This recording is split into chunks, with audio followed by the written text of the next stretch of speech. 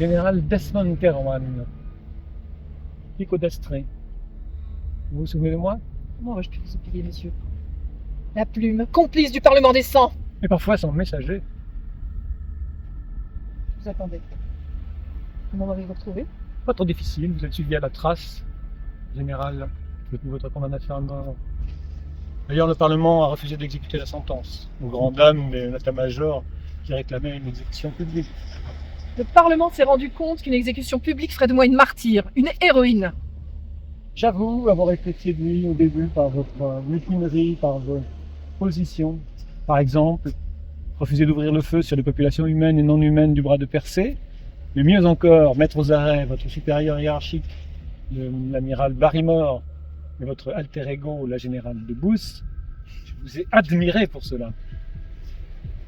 Et puis mes soutiens m'ont trahi contre une promesse d'amnistie. On m'a arrêté à mon retour du bras de Persée. On m'a arraché mes galons devant la troupe rassemblée.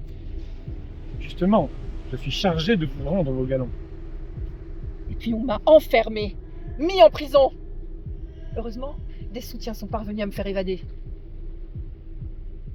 Quant à vous, vous avez agi avec votre veulerie habituelle. Vous êtes retourné vous blottir dans les bras de vos maîtres. Pouvons-nous en parler? Très bien.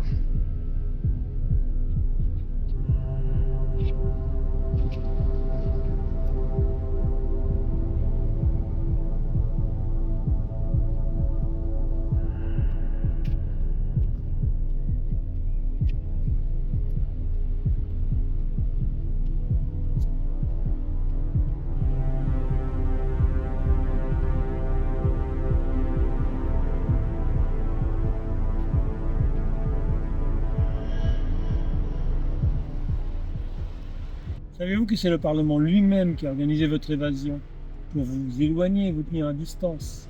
Et puis certains parlementaires partagent vos idées.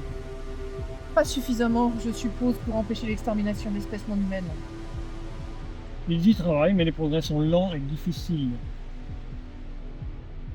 Pourquoi avoir accompli cet interminable et épuisant voyage jusqu'à cette modeste planète? J'en sais rien. Seulement pour me rendre J'en sais rien, je vous dis.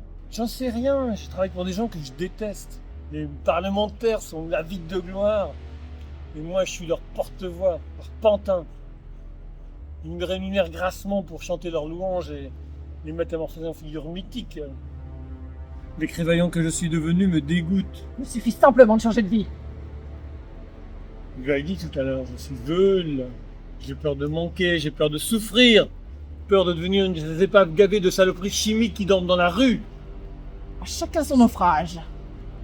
J'avais peut-être envie de vous revoir, de ressentir le feu qui a brûlé en moi lors de votre confrontation avec l'amiral Barrymore et la générale de Booth. Ce feu s'est donc éteint. Un feu s'éteint lorsqu'il manque de combustible. Vous espériez que je serais votre combustible? Quelque chose comme ça, au moins une étincelle qui me rend embrasé de nouveau.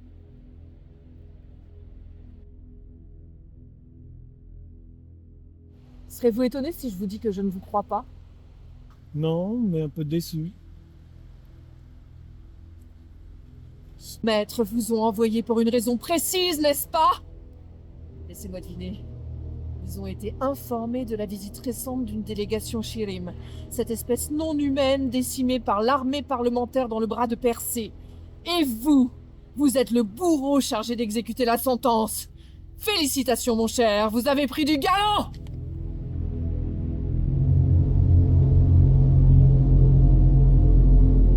Dommage, général. Dans une autre vie, nous aurions pu nous entendre. Vous ne me laissez pas le choix. Si, celui de repartir vivant de ce monde. N'inversez pas les rôles, c'est moi qui vous tiens en joue désormais. Vous croyez que je ne m'en étais pas rendu compte? Allez-y, ouvrez le feu! Mais... Bordel, qu'est-ce qui se passe?